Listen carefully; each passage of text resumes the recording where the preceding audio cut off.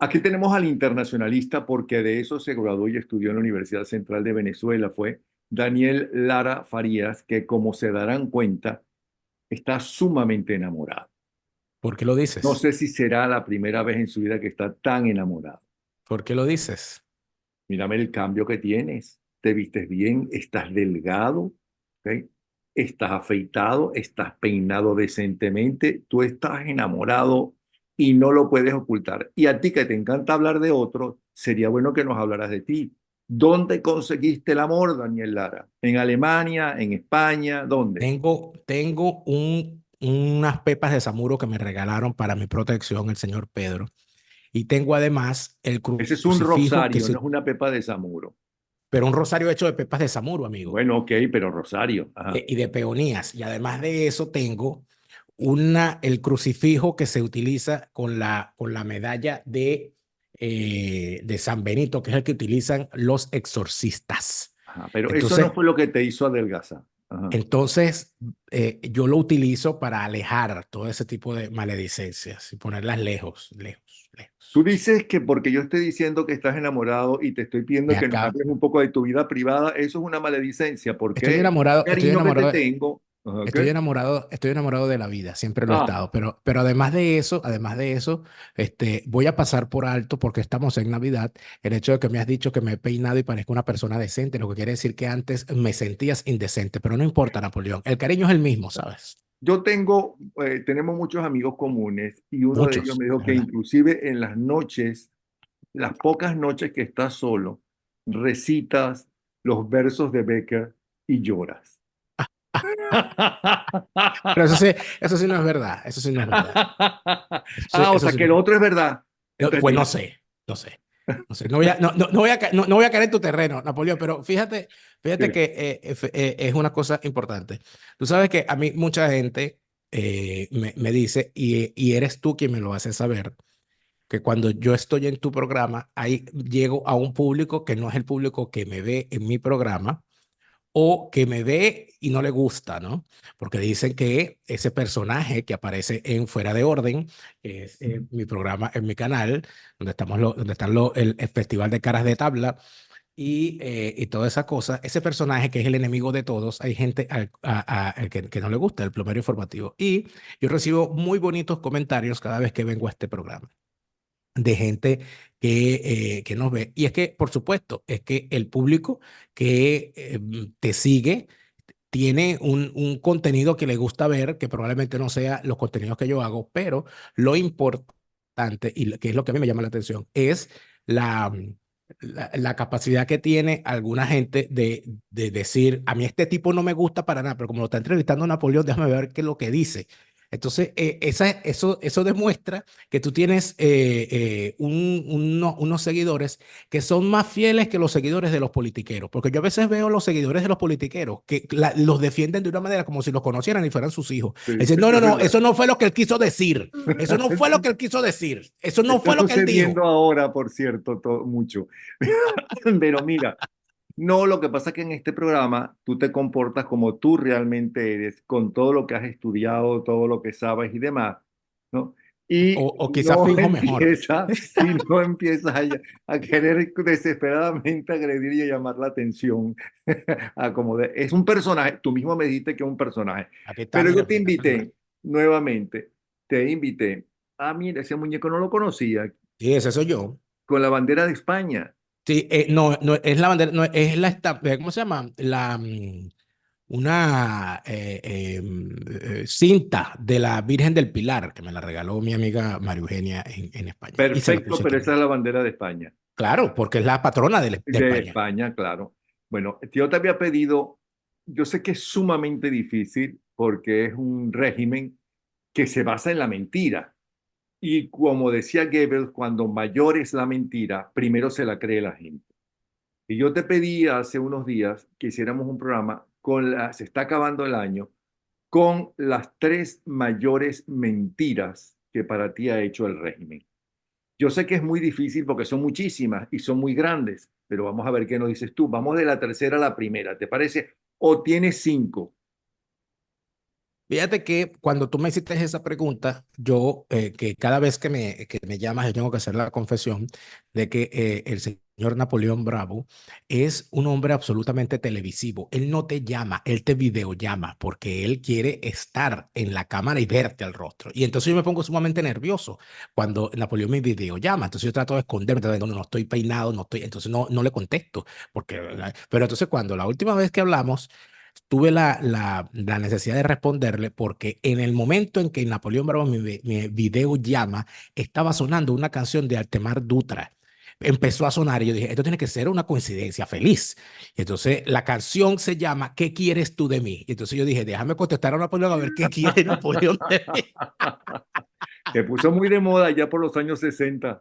Así es. Entonces, tú me hiciste esa pregunta y yo te dije que era una pregunta muy difícil de cuáles, de tres cosas, las tres peores cosas que yo creo del régimen chavista. O las tres mayores mentiras, que O son las las tres peores mayores cosas, claro. mentiras, las tres mayores mentiras. Y para una gente que ha hecho de la mentira su guía, ¿eh? y de lo malo su valor, para una gente que ha construido un movimiento político basado en las taras nacionales, una cosa casi inédita. Es decir, han tomado las taras de la sociedad venezolana, los antivalores, y los han convertido en el fundamento de su ideología, para llevar, de hecho, y para capturar a la sociedad a través de sus taras. Es una cosa infame lo que han hecho. Yo te diría que hay, te voy a decir las tres grandes mentiras que yo creo que se pueden resumir en mucho lo del chavismo, y te voy a decir lo peor que en mi opinión tiene el chavismo. La primera mentira la definió una señora que yo no sé si tú la conoces, que se llama Ángela Sago, que ella escribió un libro con lo que creo que es la gran mentira del chavismo, en el título, En el nombre de los pobres, los multiplicamos. La gran mentira del chavismo es haberse presentado como la representación orgánica desde el punto de vista político de los pobres. Pues es la gran mentira. Y el subtítulo es la verdad, los multiplicamos. Los multiplicamos. El nombre de los pobres los multiplicamos. Eso sí es una verdad. Pero sin duda alguna, el arrogarse la representación de los pobres es la gran mentira del chavismo. Yo creo que es la fundamental, la mentira fundamental, porque por ahí se fueron. La segunda mentira, desde mi punto de vista, es haberse presentado como un movimiento cívico-militar, porque el chavismo no es un movimiento cívico-militar, el chavismo es un movimiento netamente militar, y más que militar, militarista. Y yo creo que eso de lo cívico-militar, lo que a donde apuntó fue precisamente a una de las taras de nuestra nacionalidad, que es el habernos entregado como sociedad desde nuestro origen republicano por miedo y por distintas razones, que sería muy largo ponernos aquí a explicar y quizás tedioso, nos entregamos a los hombres de armas. ¿Por qué? Bueno, porque la sociedad venezolana, luego de haberse visto arrasada desde sus cimientos, ¿no? Con la guerra de independencia, que fue una guerra civil, como lo dice Valeria Lance, o una guerra violenta, como lo dice el historiador británico John Lynch, el miedo a la desgracia fue tal, el miedo a perderlo todo, al convertirse en otra Haití, ¿no? Como está Fue de tal ahora, nivel, como está ahora, por cierto. como, o como está ahora, por cierto. Algunos pueden decir que hasta peor, pero se termina convirtiendo en la sociedad venezolana en devota de la mano fuerte, de la mano dura. Y así nos entregamos, o se entregaron los venezolanos en 1830 a las manos de Páez. O sea, mira, protégenos del mal, vamos a salirnos de esto y por favor ayúdanos a que esto no se convierta en otra Haití.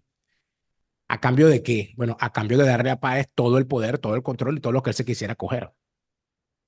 Cuando esa mano dura se agota o la sociedad cambia o muta, se busca otras manos duras, busca otro hombre de armas. Y a ese lo convierte en un guiñapo. Inclusive son capaces hasta de expulsarlo del país, como ocurrió. Y así vamos cambiando de mano en mano. De 1830, ¿cuándo volvemos a tener un hombre de armas que asume que asume el rol, porque no solamente es que la sociedad lo pide, es que el hombre de armas tiene que asumir el rol. ¿Cuál es el rol que asume? El rol de mantener el orden social, fundamentalmente. Páez lo asume. El segundo, que en mi opinión lo asume, no es que otros no lo hayan querido tener. Otros utilizaron ese anhelo de la sociedad venezolana y se convirtieron en tiranos, como Guzmán Blanco, como los Monagas, como Crespo. Pero quien asume, como Castro, pero quien lo asume de verdad es Juan Vicente Gómez. Juan Vicente Gómez es el la gran figura, el gran gendarme del consenso. Porque a pesar de que fue una dictadura, a pesar de que hubo desmanes, a pesar de que hubo situaciones horribles, no se puede, por esos defectos terribles de los cuales los historiadores han hablado muy bien y han permitido conocer, bueno, estamos hablando de que el nacimiento de Venezuela como Estado-nación fue con Gómez. Estamos hablando de que el nacimiento del concepto de la hacienda pública fue gracias a Gómez. Estamos hablando de que el nacimiento de un ejército nacional que acabara con este tema del caudillismo regional y las montoneras es gracias a Gómez. En tal sentido, el que Gómez muriera en su cama, cosa que fue colocada por los adecos, por la historiografía adeca, como un horror de que vimos a un dictador morir en su cama. En realidad el señor no murió en su cama porque hubiese una cobardía en la sociedad. El señor murió en su cama porque el señor construyó consensos, querrámoslo o no. Se te olvidó Cuando la decir, nación, perdona, no sé por qué no lo ¿sí? dijiste, que a Páez le debemos que exista Venezuela como país, Como república, ¿sí? Como una república, como un país, exactamente. y no sería, no seríamos la Gran Colombia, Entonces, gobernada desde eso Bogotá. seríamos Colombia, en Ujú, realidad. No, ni siquiera la Gran Colombia, seríamos Colombia, ujú. gobernados desde Bogotá. Eso, además, cuando nosotros vemos todo lo que ocurrió después de Gómez, todo lo que transcurre, hubo una persona que tuvo la oportunidad de construir algo y su gran error fue no haberlo logrado, que fue Pérez Jiménez. Si Pérez Jiménez hubiese comprendido que él tenía que ser factor transitorio para el gobierno de las Fuerzas Armadas, nosotros no llegamos a donde llegamos posteriormente. Y el gran error de Pérez Jiménez fue haber creído que la solución era personalista y no colectiva. Y la solución en efecto era, como ocurrió en Brasil, que pasara por un gobierno de las Fuerzas Armadas y no por un gobierno de fulano de tal, que fue el error de Pérez Jiménez. Con Chávez, ¿qué ocurre? Que el anhelo de la sociedad sigue siendo el mismo. No queremos desorden, queremos que pongan orden, queremos que aquí la cosa no se desbarranque, que la sociedad no se convierta en que no vayamos hacia el caos. Y eso lo empezó a pedir el país cuando. El país empezó a pedir eso en el año 89, bueno, en los años 80, pero en el año 89 en particular, cuando se vivieron los saqueos, y es aquí donde nace la otra mentira del chavismo, y por eso iba por aquí que el chavismo pone como mentira, como una de sus grandes mentiras, el tema de que el golpe del 4 de febrero fue una reacción ante las matanzas del 27 de febrero del 89. Y eso es una mentira fundacional del chavismo por dos razones. En primer lugar, porque el 27 de febrero del año 89, los que salieron a matar a la gente, si es que acaso salieron a matar, no fue Carlos Andrés Pérez con una ametralladora en la mano, Carlos Andrés Pérez, Alfarucero, Morales Bello, no, fueron unos militares. Y fueron unos militares que salieron a la calle no a matar a la gente, sino a resguardar el orden que se había perdido por una situación de anomia social que ocurrió como ocurrió y que sería tema de otro programa. La persona que Pero ahí estaría actuó, otra gran mentira del narcorrégimen, es decir, que la excusa del 4F es la llamada Caracazo cuando ellos estaban conspirando desde antes. no solamente que estaban cooperando desde antes, sino que los que salieron a disparar fueron ellos. O sea, que como ellos reaccionaron frente a ellos mismos. Ujú. Porque ellos eran los mandos que salían, ellos eran los encargados de salir a disparar. Entonces, si es que acaso salieron a disparar, porque yo no creo que hayan salido a disparar. De hecho, Hubo muchos muertos, muerto hubo, por supuesto que hubo muerto porque era una situación de anomia, pero pero hubo muchos muertos de bala, alguien los mató. por supuesto, los militares, esos Ujú. militares, ese cuerpo militar del cual formaba parte Chávez, pero aquí la gran señal que hay que determinar es lo que ocurrió en Napoleón. Yo no tenía, no estaba, yo tenía 9 años, pero yo nunca se me va a olvidar cuando frente a los bloques de 10 de marzo en Vargas, donde yo vivía, y quienes conocen la zona lo saben, con el batallón de infantería de Marina enfrente, el batallón Simón Bolívar enfrente, como la gente cuando vio salir a los jeeps con los infantes de Marina apertrechados para la guerra, la gente los aplaudió. ¿Por qué? Porque lo que se quería era que se pusiera orden, porque la gente no quería. Eso es mentira que los barrios salieron a la calle, que los hambrientos. La gente que no cree en el robo y en el asalto, la gente se queda en su casa. Y cuando salieron los militares a poner orden, la gente los aplaudió. Y no por nada se convirtió Ítalo del Valle Aliegro, ministro de la Defensa de la época, en un presidenciable. Porque cuando el señor salió en televisión a hablarle a la gente con la firmeza con la que no pudo hablar el ministro del Interior, que hasta se desmayó leyendo el decreto de suspensión de la garantía, pues por supuesto la gente dijo, oye, pues que hace falta que pongan orden. ¿Y por qué a Hugo Chávez se le lleva donde se le lleva el 4 de febrero del 92? ¿Por el discurso ese? No, porque la sociedad estaba esperando al hombre de armas que pusiera orden, porque esto es un desorden, porque estos son unos ladrones, porque aquí se están robando los reales, porque el dinero no alcanza, porque el alto costo de la vida, etcétera.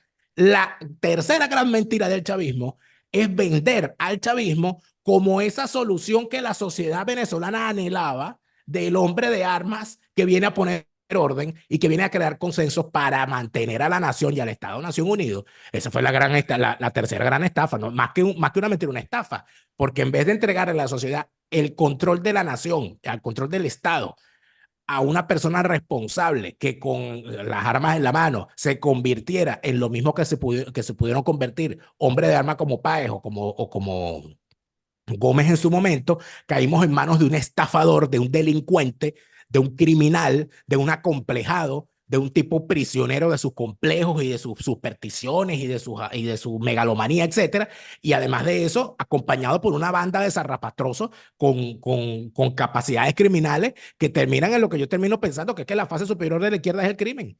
Porque viendo para dónde caminan estos bichos, es que cuando llegan por el voto y terminan de dictadores. Bueno, pero Entonces, es que esas son para mí lamentablemente, las y tres digo grandes mentiras. lamentablemente, es que la izquierda se ha convertido hoy en día y está demostrando en eso, en el país que llega, no sé si decir de la izquierda o la extrema izquierda o buena parte de la izquierda, en eso, en ladrones, en dictadores, y lo único malo es que si hay una izquierda decente, por ejemplo, Felipe González, es una izquierda decente, ¿ok? Si acusa a Maduro y enfrentándose a su propio partido, ¿no? Y a su máximo jefe, pero no desbarata, no le quita el sueño a los que todavía creen que la izquierda es un movimiento político, ideológico para mejorar el mundo. Lo que pasa es que la izquierda se separó y se divorció. El gran problema de los socialistas, sobre todo de la socialdemocracia, es que todo lo que plantearon como objetivos, después que se cumplieron, la seguridad social, No se actualizaron. no se actualizaron, sino que se dedicaron a robarse banderas reivindicativas que no les pertenecían. Y las llevaron a un extremo tal que estamos viendo cosas como la que se está viviendo en este momento en Francia. Bueno, en Francia la izquierda perdió el voto de la clase obrera, de los trabajadores, de las organizaciones sindicales. Eso cayó en manos de la derecha. Y de la derecha más conservadora y más extrema, si al caso vamos. Entonces, ¿y eso qué responde? Bueno, a que se pusieron, como le está pasando, creo que la coincidencia en esto en Hispanoamérica se ve claramente en el caso de Gabriel Boric en Chile. Porque Gabriel Boric en Chile llega con un movimiento reivindicativo de calle, insurreccional, del 2019, y cuando llegan al poder pretenden gobernar para su nicho, pretenden gobernar para establecer una ideología de género que si no, ahora somos nosotros, nosotras y nosotres, como si esa vaina le interesa al otro 80%. ¿Cómo no? Hay un nicho para eso. Pero eso es minoría. La preocupación es la delincuencia, la preocupación es la criminalidad, la preocupación es la inflación, la preocupación es el desempleo, la preocupación son otras. Entonces esta gente se pierde en eso y ¿qué termina pasando? Que la gente dice, estos bichos no resuelven, yo me voy con el extremo opuesto. Las grandes mentiras te las dije. Pero para mí el gran punto del chavismo, la maldad más grande del chavismo, que a su vez es para ellos su mayor logro, es haber dejado de ser una organización, un grupo, para pasar a construir un sistema. Ya el chavismo es un sistema que el chavismo no es una organización. El chavismo creó un sistema que es el sistema chavista, que es una mesa de tres patas. Eso va a estar en mi próximo libro, por cierto, que va a salir en el primer trimestre del año que viene. No tengo la fecha aún. ¿Y por qué es una mesa de tres patas? Es una mesa de tres patas porque una pata es el régimen criminal chavista, la otra pata es la oposición falsaria y prostibularia hecha a la medida de sus necesidades. Y la tercera pata, y no menos importante, porque es la que sirve de engranaje, es la boliburguesía. Los factores económicos que sirven de correaje porque hacen negocios a la sombra del régimen, les sirven de testaferros, de financistas, de lavadores, y además de eso, les sirven de financistas a esa oposición falsa y protubularia para que actúe en función de las necesidades de ese régimen. Por eso es que tú los ves caminando, por eso es que las cosas se convierten a veces en cosas extrañas. Uno ve a una persona, no voy a decir nombre ni voy a señalar a nadie, pero tú ves de repente a un opositor y lo ves con un lenguaje radical, lo ves tirando piedra, lo ves llamando a la calle, lo ves llamando a la insurrección, lo ves pidiendo que vayan los marines, que vayan, o sea, lo ves en la cuestión más radical y de repente le ponen la mano y se te convierte en una mansa paloma y te dice, a mí nadie me va a sacar del camino electoral. Te llama a rezar el rosario en familia, te llama a comprender, te dice que no, que las cosas no son tan malas. O sea, se te convierte, es como cuando un malandro se mete evangélico. Y entonces tú empiezas a preguntar, bueno, ¿pero qué pasó aquí? Este no era el malandro que estaba en la esquina. No, no, sí, pero es que ahora él es un varón de Dios. Entonces tú dices, pero ¿y aquí qué pasó? Y entonces tú empiezas a sospechar. Que tú dices, bueno, pero tanta mentira no puede ser verdad. O sea, cuando la limonda es grande, hasta el santo desconfía. ¿Qué está pasando aquí? Entonces uno empieza a oler mal la cosa. Y entonces uno se para y no dice, no, no, no, no, vea, prendan la luz, que es diciembre, para ver qué es lo que está pasando aquí. Y es allí donde tú empiezas a ver hacia atrás y ves entonces en una esquina el cadáver de Arias Cárdenas. En la otra esquina el cadáver de Manuel Rosales, en aquella esquina el cadáver de Capriles y en aquella esquina el cadáver de Guaidó y tú dices, Dios mío, esto es thriller. Aquí están bailando los cadáveres enfrente de mi casa. Y en medio de todo eso, es allí donde uno tiene que darse cuenta de que el chavismo lo logró. El chavismo destruyó a Venezuela.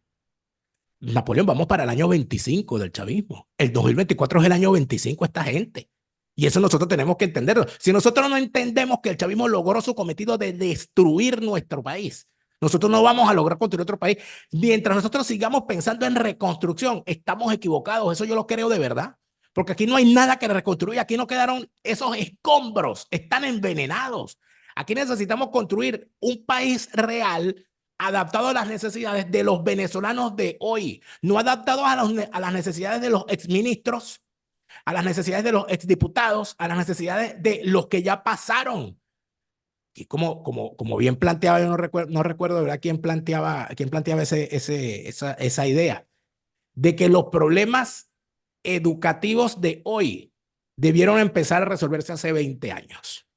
Por lo tanto, si nosotros pensamos en el futuro de Venezuela o en la Venezuela del futuro, tenemos que entender que la única solución es pensar en el largo plazo, porque ya pasaron 25 años, necesitamos empezar a pensar en los 25 años que vienen. Los 25 años que pasaron ya pasaron.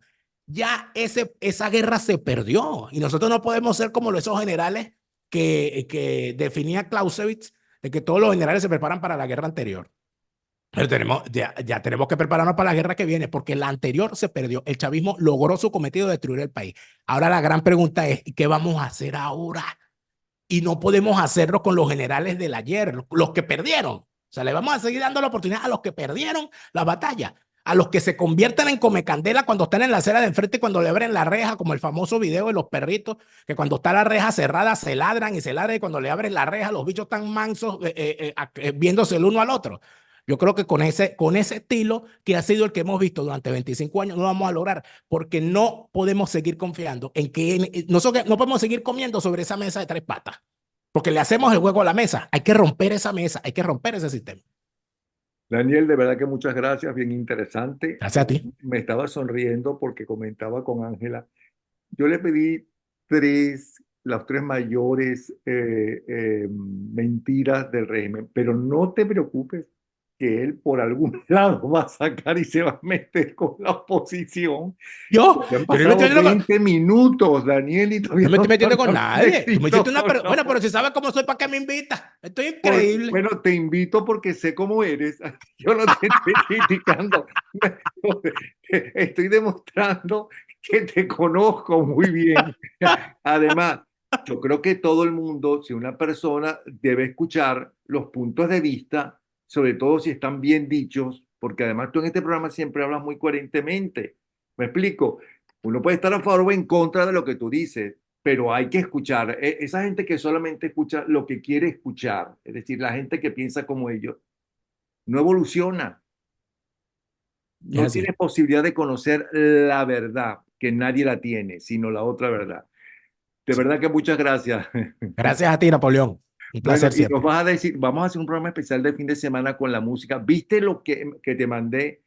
Que tenía que escribirlo y solamente Rodolfo Izaguirre sobre la historia del bolero. Me lo Ese hombre es mandaron, brillante. varias personas me lo mandaron y lo tengo allí marcado para leerlo porque había estado complicado estos días, pero me parece interesantísimo. Pues velo porque realmente te va a gustar. Es una Maravilloso. maravilla como todo lo que escribe Rafael. ¿Ok? Así Nos será. vemos. ¿Ok? Nos vemos. Gracias. Hasta luego.